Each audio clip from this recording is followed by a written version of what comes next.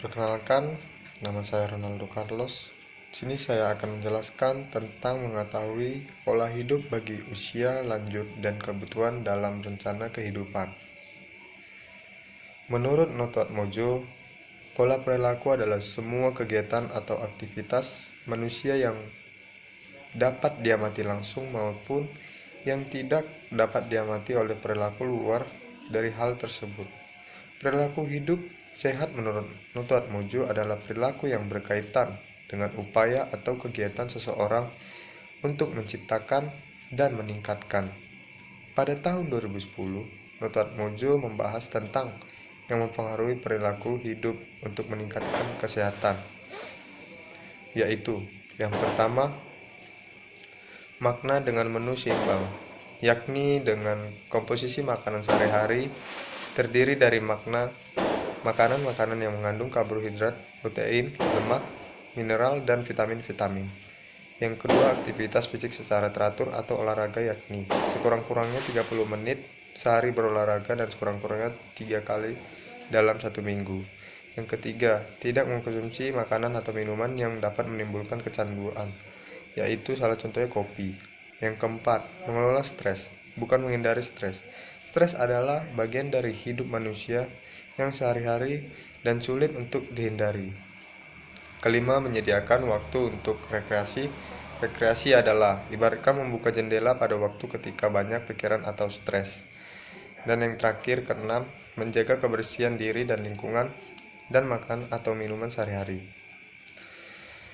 Lanjut, kebutuhan dalam rencana kehidupan. Individu dapat memilih untuk menghabiskan waktu sepanjang hidupnya di mana saja. Akan tetapi individu tersebut tetap membutuhkan rencana hidup. Kebanyakan dari individu tidak suka untuk memikirkan mengenai umurnya ke depan dan hanya sedikit untuk memiliki rencana untuk menghadapi hidup di masa yang akan datang.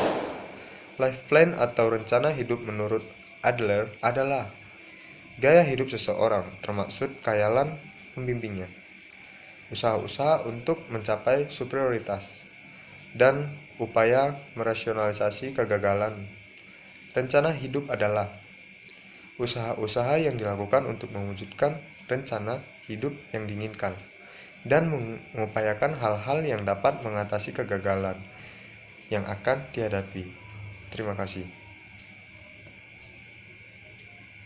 Assalamualaikum warahmatullahi wabarakatuh. Perkenalkan, nama saya Zaki Nadia. Saya akan menjelaskan tentang tipe pola kehidupan lansia.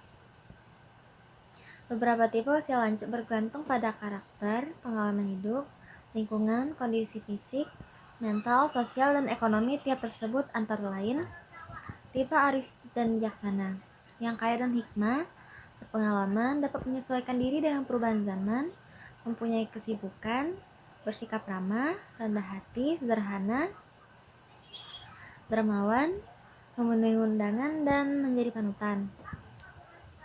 Yang kedua adalah tipe mandiri. Mereka mengganti kegiatan yang hilang dengan yang baru, selektif dalam mencari pekerjaan, memiliki teman bergaul, dan memenuhi undangan. Lalu yang ketiga adalah tipe tidak puas.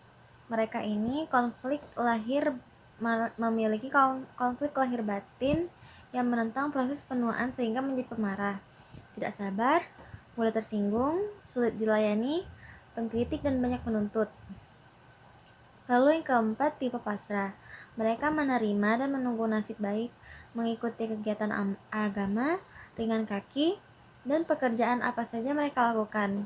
Lalu yang kelima adalah tipe yang bingung. Mereka ini kaget. Mereka ini kehilangan kepribadian, mengasihkan diri, minder, menyesal, pasif, dan acuh tak acuh. Menurut tingkat kemandiriannya, mereka dinilai dari kemampuannya untuk melakukan aktivitas sehari-hari yang digolongkan pada tipe seperti yang pertama, mandiri sepenuhnya, yang kedua, mandiri dengan bantuan langsung keluarganya, yang ketiga, mandiri dengan bantuan secara tidak langsung, lalu bantuan badan sosial, lalu di panti werda atau panti asuhan, lalu dirawat di rumah sakit, lalu dengan gangguan mental. Lanjut ke materi lembaga hunian bagi kaum usia lanjut. Sekarang ini, ragam alternatif hunian lansia di Indonesia sudah tersedia. Di Indonesia cukup lazim bagi warga lansia di atas 60 tahun untuk tinggal dengan semua anaknya. Namun tidak semua orang mempunyai anak. Mungkin anaknya tinggal di kota atau negara lain. Atau karena satu dan yang lainnya juga sedang tidak bersama. Dalam situasi tersebut, tentunya seorang warga lansia perlu mempunyai solusi alternatif lembaga hunian lansia. Yang pertama dari co-housing. Meskipun sebetulnya cukup lazim sebagai pilihan alternatif hunian lansia di Indonesia, namun istilah co-housing belum sering dipakai untuk mendeskripsikan situasi di mana seorang warga senior tinggal serumah bersama teman atau relasi lain yang bukan anaknya lain. Lalu lanjut ke Pantiwerda atau yayasan sosial atau pemerintah. Pantiwerda ini sering disebut dengan panti jompo. Panti ini adalah sarana bagi hunian untuk warga senior yang dikelola oleh badan pemerintah atau yayasan swasta. Pada saat ini, Pantiwerda adalah alternatif hunian lansia bersama yang paling lazim di Indonesia, tergantung fasilitas dan kelas kamar yang tersedia.